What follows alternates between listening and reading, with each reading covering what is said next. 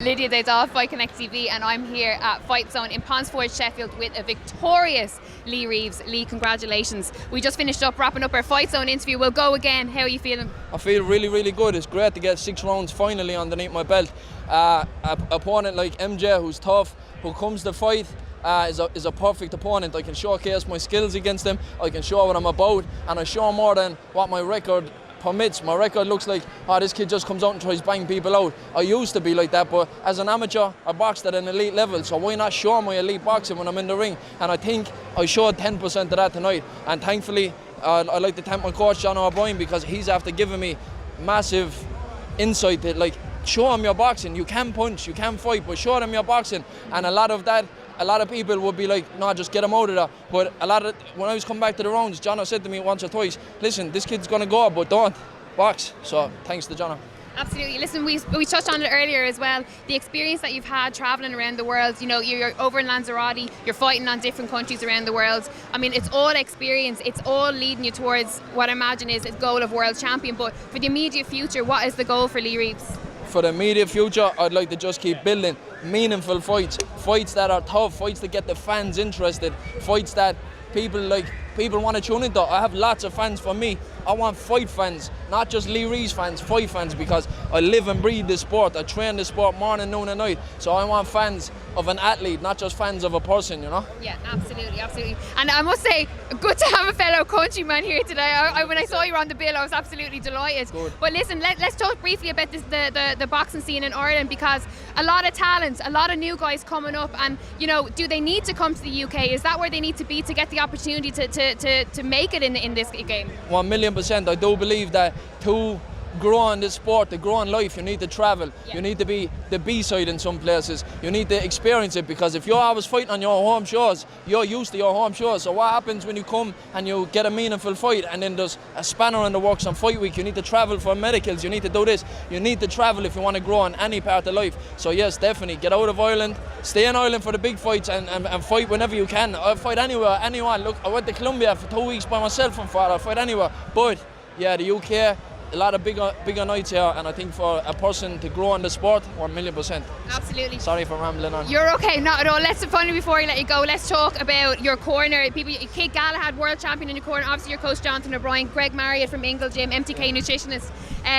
A great team to have around you, right? Such a good team. You know, Greg, man, like I met Greg just at the end of my 4th professional fight, and before any talk of nutrition, before any talk of boxing or anything like that, Greg never seen me fight, and we became friends.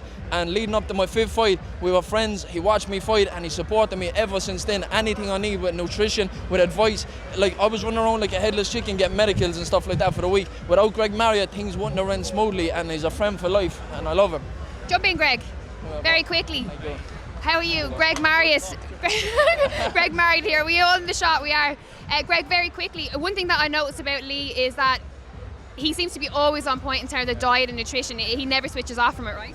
Yeah, them type. Listen, you can tell people what to do, but they've got to stick to it. And the thing is with Lee, it's a bit OCD, but I like that. You know, when people like Lee, you know, he'll phone me up and say, "Oh, I've dropped one piece of pasta on the floor. What do I do?" But no, it's a pleasure to work with. But it's a pleasure to work with people like that. I'd rather work with people like that, because at the end of the day, the results show.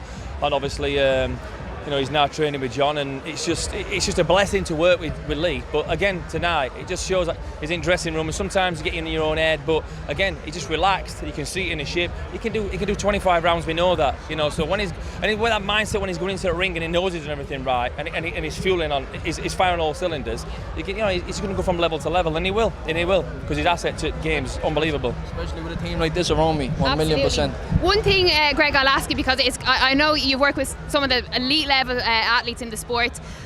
One thing that we find time and time again, especially with new fighters, is they attain to go on a path that will take them to world champion status, but they come out of camp and they go on the set, or their food their food changes. For you as the nutritionist, how important is it for young professional fighters to stay on their game and stay with their nutrition and their health, basically? Well, what we're trying to do is build from ground up. So, you know, with MTK as well, with amateurs, we're trying to build a foundation where if you start bad habits, you're going to take them into your pro game as well. So we're building something at the minute where we can obviously bring what the professionals do at that level, and it'll follow them through. And them kids that some kids could make it, but when they don't get that kind of nutrition in and the right ways, they fall through net, and that's what we want to do. You know, be the best at the bottom level to bring them through. And obviously, he's one of these kids, aren't you, brother? I stay in shape year round, but I always say six packs are overrated. I can look good, but feeling good, it's a whole different ball game, and that's why, like having mates like Greg, it's more than. Like when I stand on the scales, people yesterday were saying you're in the best shape out of everybody. I don't care about my shape, but I care about making the weight and fueling my performance and being good. I don't care what I look like, as long as Greg says yes and I get in the ring. Good. Absolutely. Well, listen, we'll leave it there. Lee Reeves, thank you very much. Greg Marriott, thank you for jumping in. Lee Reeves for Fight Connect TV. Shout out Fight Connect TV, baby. Oh, before you go, didn't you want to give a shout out to someone in the crowd? Sorry. 1,000,000%. Shout out to a young boy named Fionn, who's 7 years of age, sadly passed away due to cerebral palsy in the last couple of days. He fought a long battle. The doctors told him he was only going to survive until 2 years of age, and shouting out to his family. And also we've had two horrendous deaths in Limerick City, so a big shout out to the Hannon family and the Higgins family. God bless people. I hope everything's okay at home. Absolutely, fair play to you. Thank you very much. Lee Reeves for Fight Connect TV. Thank you. Lydia, thank you so much.